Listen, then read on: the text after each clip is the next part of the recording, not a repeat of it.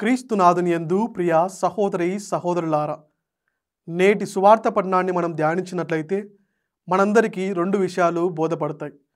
అవి ప్రాణము, నియమము. ఇంకొక విధంగా చెప్పాలి అంటే స్వస్థత మరియు సాంప్రదాయాలు.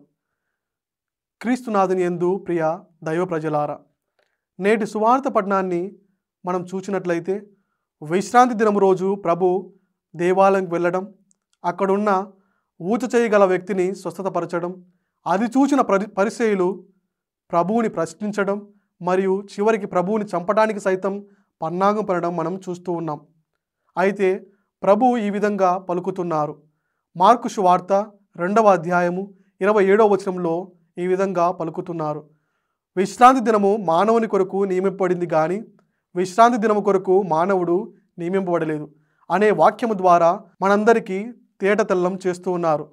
ప్రియ దైవ ప్రజలారా, మన అనుదిన జీవితాల్లో మనమందరము కూడా ఇతరుల పట్ల కఠినంగా ప్రవర్తించకుండా ప్రేమ, దయ, కనికరం కలిగి జీవించాలని, అదేవిధంగా క్రీస్తును అనుసరించే వారిగా ప్రేమ, దయ, కనికరము అనే గుణాలకు ప్రతీకలుగా జీవించాలని ప్రభు మనకు బోధిస్తున్నాడు.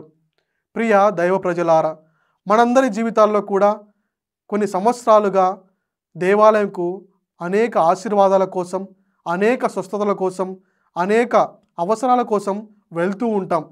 కానీ కొన్ని సమయాలలో, కొన్ని సందర్భాలలో మనం అనుకున్నవి జరగనప్పుడు విశ్వాసం కోల్పోకుండా ప్రభువుపై భారం ఉంచుతూ, ప్రభువుపై నమ్మకం ఉంచుతూ ప్రభు యొక్క ఆశీర్వాదాలకై వేచి ఉండడం నేర్చుకోవాలి.